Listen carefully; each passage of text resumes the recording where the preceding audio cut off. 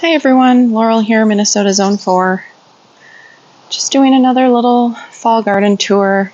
I was out of town this weekend, up in Lake Superior. It was really beautiful up there, or on Lake Superior.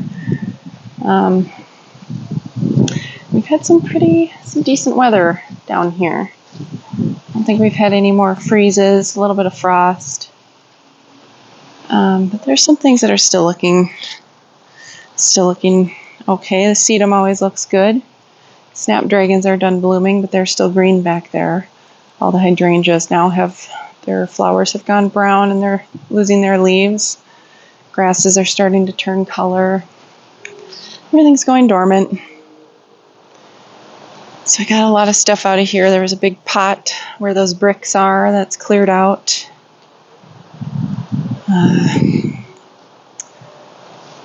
Got a bunch of stuff planted. All the dahlias are out. This is the azalea that was kind of hidden behind everything, setting its buds for next year. Those are some zinnias. I'll probably leave those up because they just stick up a little in the snow. Not the prettiest winter interest, but it's something.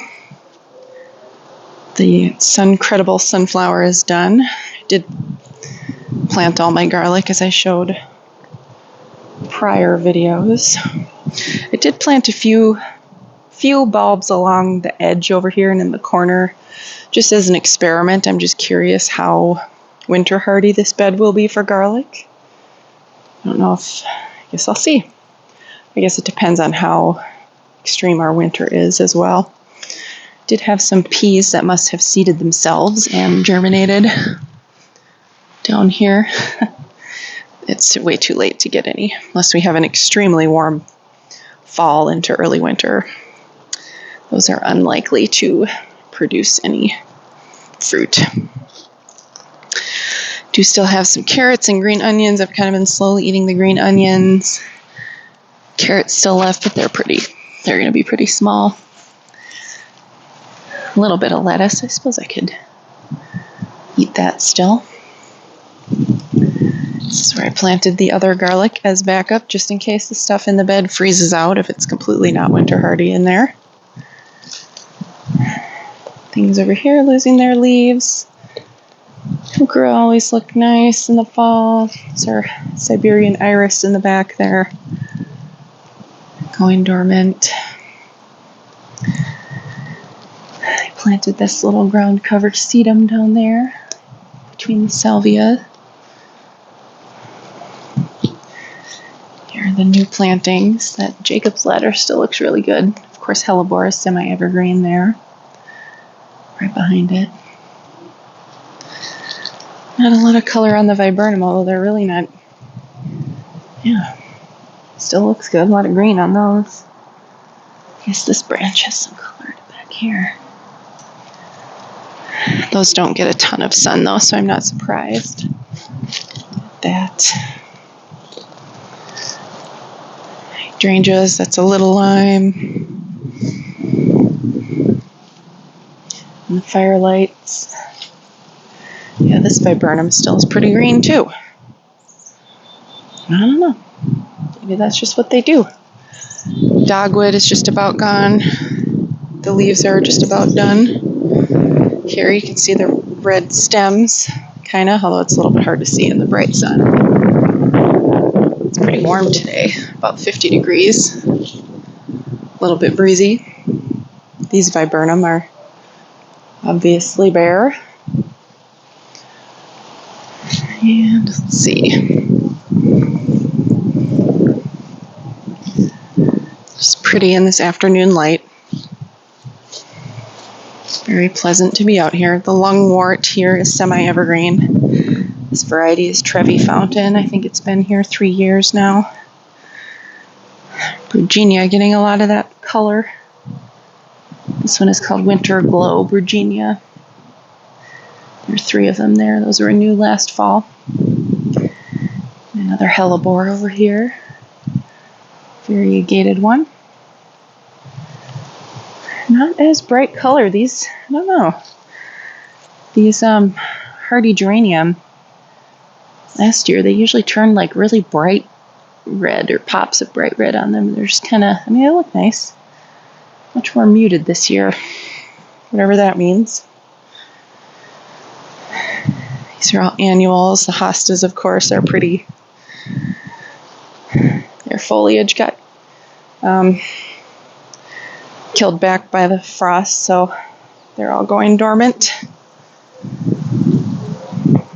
This is really pretty texture in the fall too. The Hakanakloa grass gets those seed heads. And then just also turns that really pretty color. Nice little mounded tuft of grass there. Yeah, the colors are just kind of muted. Earth tones. Some of these snapdragons still look pretty fresh. That one there. That one not so much. This is where I planted the other, what is that called? The Proven Winners hardy geranium there.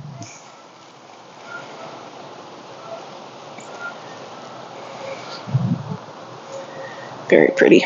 This is the ornamental oregano. Drops of Jupiter. This is probably one of the lowest maintenance plants in my entire garden. I have a trio of it. These two I planted this year. That one I planted last year. Expect it to get about 18 to 24 inches. It's in mostly full sun. It would be considered full sun, but not like, it does get some shade from the trees throughout the day as the sun goes from east to west. But it comes up, blooms, has this nice mounded shape. I would say it starts blooming maybe late June, if I remember right. I don't touch it. I don't do a thing to it. I think all I did in the spring was cut away the dead foliage from last year. And I didn't do anything to it at all. Extremely low maintenance. So I have this little trio back here. That's my garden is all I really want. I will do a little bit of maintenance, but mostly if it needs to be babied, it's not going to stay in my garden. These Brunnera look pretty. Once Brunnera are established, they're part shade to full shade. They are very drought tolerant.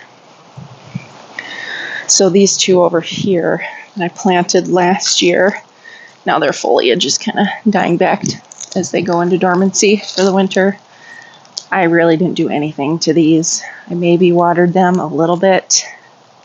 This one was more newly planted. It still wasn't in the ground for a full year, so I watered that a little bit during the drought periods, but pretty low maintenance. Any kind of Brunnera. Ornamental oregano, same thing. Echinacea back there, very low maintenance. This is another favorite. Ornamental allium. This is Millennium allium, the summer blooming varieties. I don't do anything to those at all.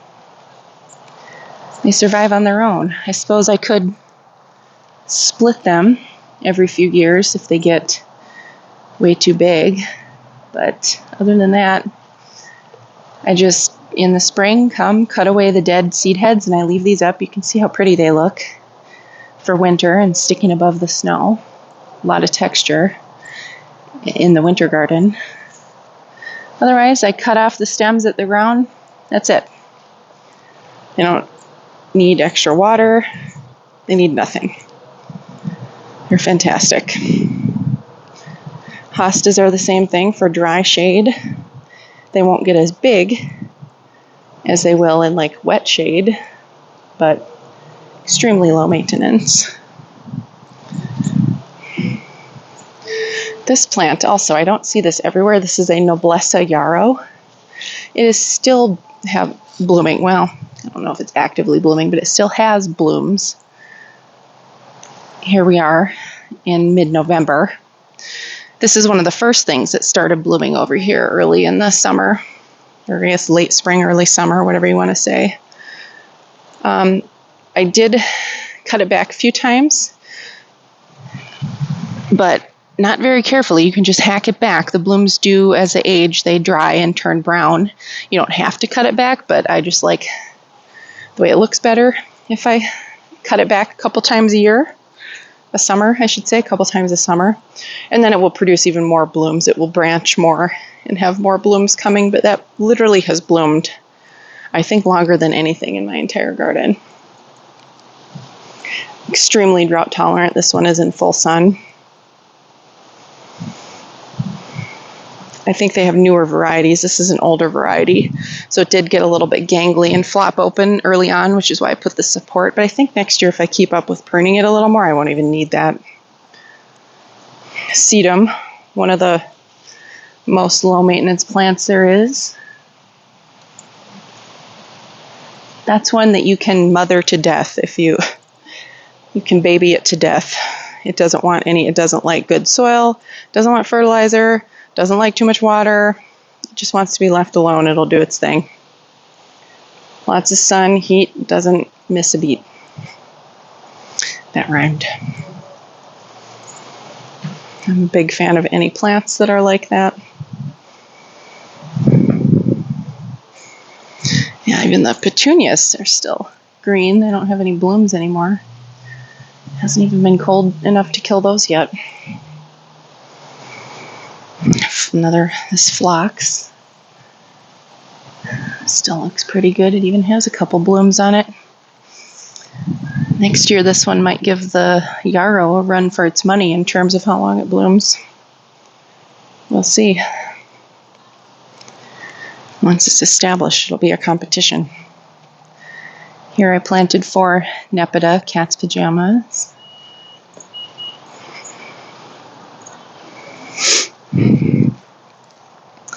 These are extremely low maintenance too, the heucherella. Sometimes I will come and clean out the older leaves that are kind of crispy and brown around the edges. But even when I don't get to it, they'll shoot out new leaves that kind of cover the old ones for the most part. But those are extremely low maintenance as well. And semi-evergreen. I mean, they'll have some color in their leaves, some fresh leaves still when the snow melts.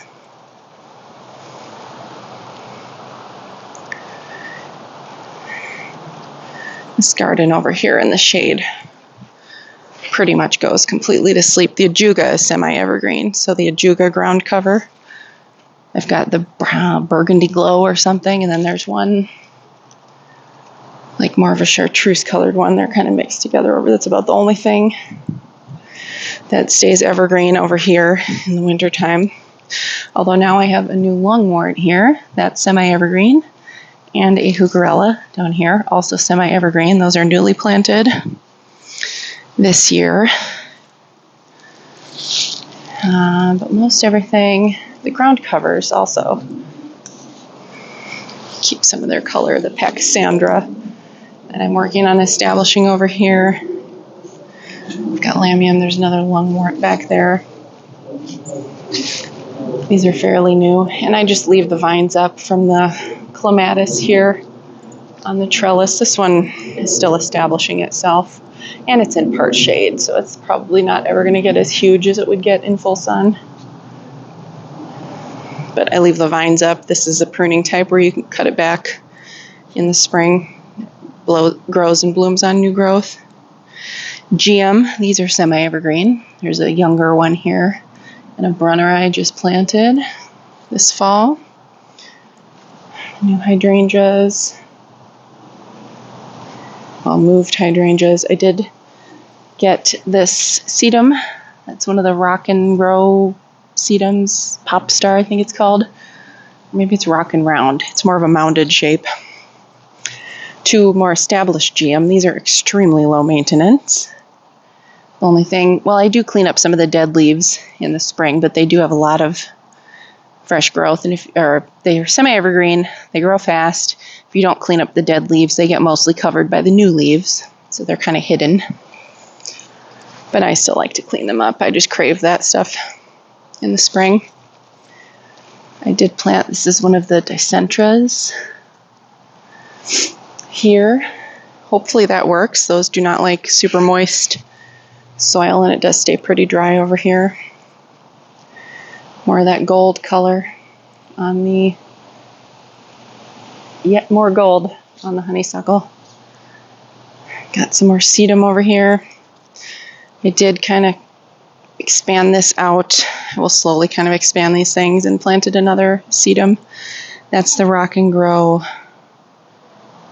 What's it called? Dark. I'm getting my names confused. Dark something. Not too much change. We got some pretty cold nights. We've got 20 degrees-ish. So that's why the leaves are kind of crispy. They just kind of froze on the plant, but not all of them. It wasn't an extended period of time, so we still have some color left in that 9 bark. I did plant another phlox here that I found on clearance at a Home Depot. It was already pretty much dormant, but it had, the roots look good, and you can see it was already sprouting new growth down below. That's how you can tell, too. If you're looking at clearance plants, you see this in a pot, and even the guy at Home Depot, I asked, because they were kind of on a cart hidden away in a corner, and I asked, like, are these for sale, or what's going on with these? He said, yeah. He goes, I don't know, they look pretty dead. I don't know if they're any good. They were all perfectly good. They had just gone dormant. This is them going dormant in their plant can. But if in doubt, just look at the base of the plant and see if there's any, if it's sprouting new growth. If there's any new green little sprouts, the roots are healthy. So I picked up a couple more phlox on clearance. A lot of people would pass that up and think it was no good or it was too risky to plant. But nope. All it's doing is going dormant, just like everything in the ground. Nothing wrong with it. Lamb's ear. That stays pretty in the winter too. This dogwood has lost most of its leaves now. It didn't get its brilliant fall color this year. Things were kind of late to turn color because we had a warmer fall, longer fall. But then it went to freezing temperatures pretty quickly, so a lot of the leaves just froze off. So kind of a bummer that we don't get the kind of brighter orangey red color in this one. It did turn a pretty gold though, and now we have the beautiful red stems to enjoy in the winter, which we can see out the windows on this side of the house. And they have that pretty backdrop of the arborvitae, so they really show up, especially when there's snow on the ground or snow sticking to the arborvitae, then they really stand out.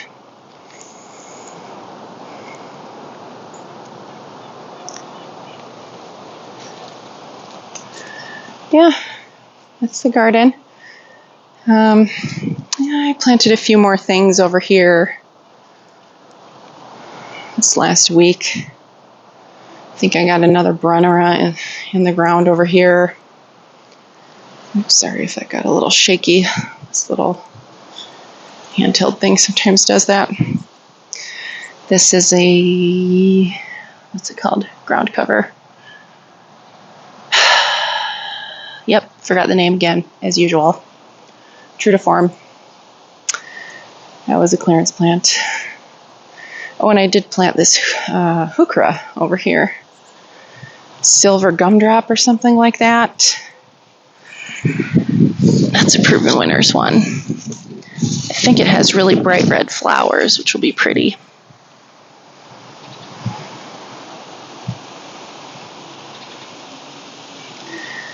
All right, well, thank you so much for watching. Have a great day, and please subscribe.